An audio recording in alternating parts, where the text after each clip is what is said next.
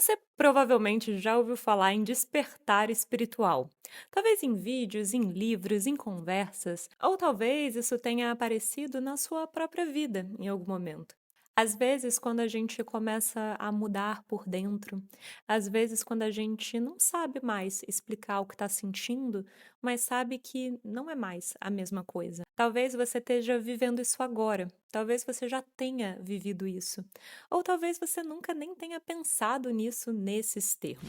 Esse vídeo não é para dizer se você despertou ou não, nem para te colocar em nenhuma categoria espiritual. Ele é uma tentativa de dar nome a uma experiência muito humana. Momento em que a gente começa a perceber a nossa vida como parte de algo maior e interconectada com outros níveis de experiência.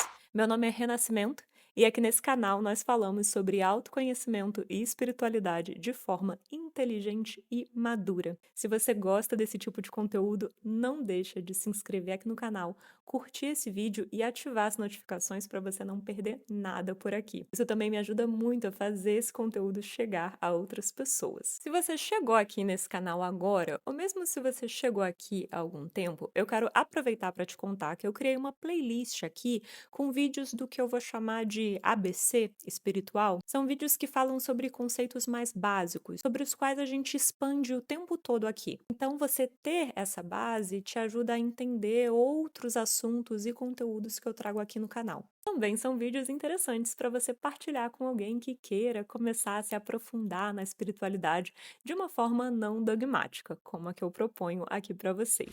Eu quero contar para vocês também que logo menos aqui no canal a gente vai começar a ter 2 vídeos por semana. Eu tô muito animada com essa notícia e já já vocês vão saber mais sobre isso. Também só para fechar os recados, aqui na caixa de descrição tem o formulário do programa de grupo terapêutico que eu tô abrindo em janeiro, onde a gente vai falar sobre mudança interna e externa de uma forma profunda, sutil, ampliando a nossa percepção para que a gente possa se compreender um pouquinho melhor, um pouquinho mais de perto e entender o que em nós está pedindo espaço para a mudança e como abrir esse espaço dentro e fora da gente. Esse ciclo do programa começa em janeiro e os detalhes estão todos na descrição para você. Então hoje nós vamos falar sobre um desses conceitos básicos. Ele apareceu aqui porque tem outro assunto um pouco mais disruptivo que eu quero muito trazer aqui para vocês, mas eu percebi que antes de chegar lá a gente precisa dar nome aos bois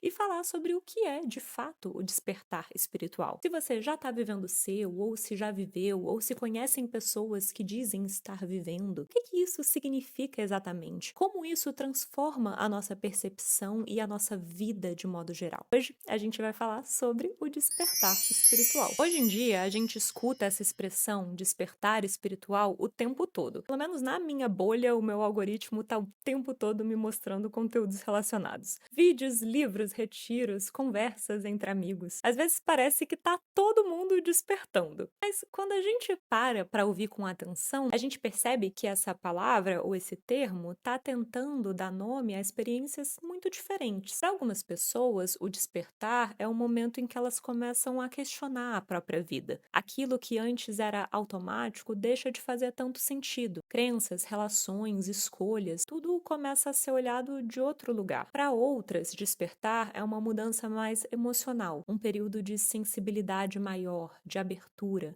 de busca por algo que ainda não tem um nome. Uma sensação de que existe mais do que aquilo que estava sendo vivido até então. Tem gente que usa despertar espiritual só para falar de práticas espirituais que começaram a fazer parte da rotina. Meditação, rituais, estudos, ou mesmo ir à igreja, rezar mais, criar uma conexão mais profunda com Deus ou com Jesus Cristo. E isso também pode ser importante. O ponto é que quando tudo isso recebe o mesmo nome, essa palavra despertar, ela começa a ficar um pouco confusa, vira uma espécie de guarda-chuva que abriga experiências profundas, fases de busca, mudanças de identidade e até modismos espirituais. Na maior parte das vezes, quando alguém diz que está vivendo um despertar espiritual, ela consegue apontar o que está mudando. Algumas pessoas falam de um retorno à fé fé, elas começam a ir à igreja, a se aproximar de Deus, a organizar a vida em torno de valores espirituais mais claros. Outras descrevem uma ampliação da consciência, uma percepção maior de si, da própria vida, das próprias escolhas, uma sensação de conexão com algo que não é só material, que não é só visível. E isso faz sentido. A gente está vivendo um momento em que muita gente está buscando respostas. Nem sempre na Igreja Católica ou no cristianismo de modo geral, mas também em outras formas de espiritualidade. Então, na prática, quando alguém fala sobre despertar, quase sempre existe algo concreto ali. Uma mudança de direção, de valores, de atenção, de relação com a vida. E tem mais um ponto importante nisso tudo, especialmente no Brasil. A gente tem uma tendência muito forte a transformar qualquer tema em torcida. Do mesmo jeito que todo mundo tem seu time de futebol, as pessoas acabam tendo seu político de estimação. E cada vez isso vai acontecendo também na espiritualidade. Então, quando alguém passa por uma mudança espiritual, essa experiência rapidamente entra numa disputa silenciosa. A pessoa que voltou para a igreja, que se reconectou com a fé cristã, muitas vezes olha para outras formas de espiritualidade e pensa: ah, isso não é despertar verdadeiro, isso é ilusão. Do outro lado, uma pessoa que está num caminho mais holístico, mais simbólico, mais alternativo, olha para essa pessoa que vai para a igreja e pensa: ah, isso não é despertar espiritual, isso é condicionamento, isso são dogmas, é repetição de crenças. E aí a gente faz com a espiritualidade a mesma coisa que a gente faz com a política e com o futebol. Transforma uma experiência interna em uma identidade de grupo. O problema é que quando isso acontece, o foco sai da experiência viva da pessoa e vai para o julgamento sobre quem está mais certo espiritualmente. Talvez esse seja um dos sinais de que a conversa sobre despertar espiritual precisa de mais cuidado. Não para decidir quem está certo ou quem está errado, mas para entender do que a gente está falando quando usamos essa palavra. Não para decidir quem está certo ou errado, mas para entender o que a gente está falando quando falamos sobre isso. Então, quando eu falo em despertar espiritual, eu estou falando de algumas coisas. Uma delas é o despertar da consciência. É entender que a nossa percepção, os nossos pensamentos, as nossas crenças influenciam diretamente a nossa experiência de vida e tem muito a nos ensinar sobre como viver e crescer como pessoas. A gente começa a se perceber com mais clareza. Pensamentos, reações, padrões, contradições, questões familiares. É como se a vida deixasse de ser vivida apenas no automático, passasse a ser observada enquanto acontece. É um tipo de consciência que não separa a pessoa do mundo, mas cria mais responsabilidade, mais escolha, mais olhar para nós mesmos como agentes da nossa vida, em vez de vítimas. Outro aspecto do despertar espiritual é mais sutil. É a compreensão profunda e verdadeira de que assim como existe uma parte do mundo que é visível, existe outra parte do mundo que é invisível. E o invisível existe na mesma medida que o visível. A gente vive a maior parte do tempo lidando com aquilo que pode ser medido, explicado, nomeado. Mas existem camadas da experiência que não passam pela razão. A intuição, a sensação de conexão, o impacto silencioso de um entardecer, o sentimento de algo maior quando a gente olha para um céu estrelado. Despertar espiritual, para mim, é quando essas experiências deixam de ser descartadas como subjetivas demais e passam a ter espaço real na forma como a gente entende a vida. Isso não exige uma crença específica, não exige acreditar em Deus ou deixar de acreditar. Você pode chamar isso de universo, de natureza, de cosmos, do grande mistério. O ponto não é o nome, é o reconhecimento de que existe uma espécie de orquestra invisível, uma interconexão entre tudo o que acontece, entre nós, os outros, o mundo e seus acontecimentos. E essa percepção, ela não fica só no campo do lá fora, ela atravessa o mundo interno também, porque o que acontece dentro influencia o que acontece fora e vice-versa. Despertar espiritual é perceber que a vida não é uma via de mão única, mas sim um diálogo constante entre o visível e o invisível, entre o interno e o externo, entre o eu e o mundo. E quando essa percepção se instala, a forma como a gente vive, como a gente escolhe, como a gente se relaciona, começa inevitavelmente a mudar. Claro que essa experiência vai ser nomeada de formas diferentes. Para a pessoa que vai à igreja, isso pode ser vivido como a presença e a mão de Deus em todas as coisas. Para alguém que exerce a espiritualidade de outro jeito, essa mesma percepção pode aparecer como natureza, consciência, mistério. As palavras mudam, as práticas mudam, mas num nível mais profundo, a gente está falando de uma experiência similar. O reconhecimento de que a vida é maior do que o que pode ser controlado, explicado e medido, e de que nós fazemos parte dessa trama, não como espectadores, mas como participantes. E para muita gente, esse despertar não acontece de forma teórica, ele acontece em algum momento específico da vida, não necessariamente como um grande evento espiritual, mas uma virada silenciosa. Pode ser depois de uma crise, depois de uma perda, depois de um esgotamento. Pode surgir num momento comum, aparentemente banal. O que muda não é o mundo, mas é a forma como você passa a se relacionar com ele. E depois disso, algumas coisas simplesmente não passam mais despercebidas. Você começa a notar aquilo que estava no automático, as repetições, as fugas, não no outro, mas em você. É como se algo tivesse sido visto e uma vez visto, não dá mais para fingir que não existe. É exatamente como aquela cena da pílula vermelha lá no Matrix. Você recebe uma escolha entre continuar vivendo a sua vida alheia à interconectividade de tudo e ao seu papel de agência na sua própria vida, ou você encara a tomada real de consciência, de ver as coisas como elas são e toda a responsabilidade que vem com isso. Você não toma consciência porque ela promete libertação ou um final feliz, mas porque alguma parte de você sabe que não dá para voltar atrás. E viver uma vida com mais verdade, com mais presença, mesmo que isso signifique muito mais trabalho em termos emocionais, espirituais e mentais, passa a ser quase a única escolha possível. Depois desse momento, você continua vivendo a mesma vida, entre aspas. Você vai trabalhar, você se relaciona, você paga as contas, mas existe uma diferença fundamental. Você está mais presente na sua própria experiência. Isso não significa que a vida fica mais fácil, significa que ela fica mais consciente. Nem todo mundo escolhe viver esse nível de consciência, e isso não é um erro. Existe gente que escolhe viver a vida de uma outra forma, talvez mais distraída ou mais focada naquilo que é visível, imediato, cotidiano. Trabalhar, sair no final de semana, se preocupar com a aparência, com o estilo de vida, assistir uma série à noite e dormir. E isso pode sim construir uma vida boa e uma vida feliz. E isso também não quer dizer que todas as pessoas que vivem assim não tenham uma consciência desperta. A vida é muito mais complexa do que os rótulos que a gente cria. O despertar espiritual não é um selo de superioridade, é uma escolha de profundidade. É que nem quando você tá solteiro ou tá num relacionamento. Tá solteiro, muitas vezes, pode ser mais simples. Você cuida da sua própria vida, do seu próprio ritmo, das suas próprias demandas. Um relacionamento exige mais. Você já tem você mesmo para cuidar e de repente tem outro ser humano inteiro, com um mundo próprio, infinito, que precisa ser levado em consideração. Dá trabalho pra caramba, exige presença, exige maturidade, mas em troca oferece algo valioso.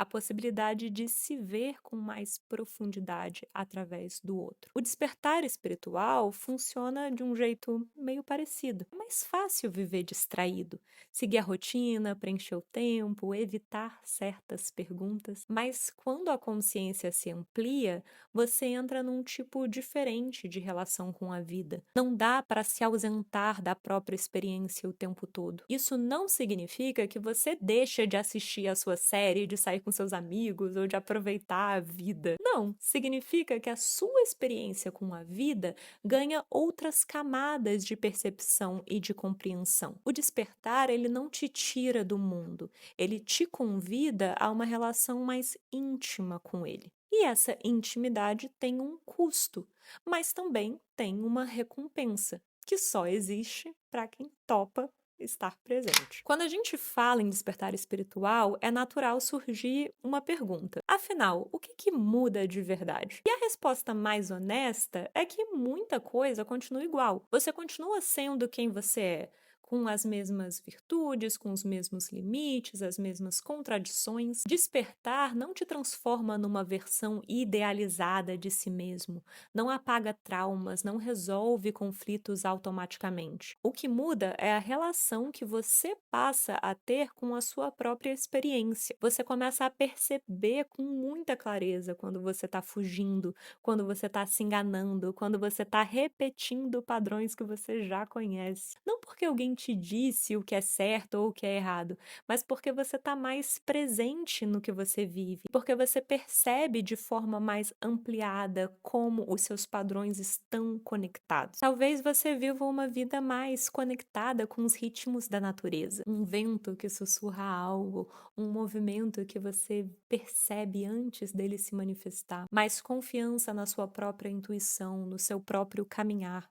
Isso pode trazer mais clareza, mas sem dúvidas traz muito mais responsabilidade. Despertar espiritual também não é viver num estado elevado, não é estar o tempo todo em paz, não é se sentir conectado o tempo inteiro. Tem dias comuns, tem dias confusos, tem dias em que nada parece muito espiritual e tudo isso faz parte.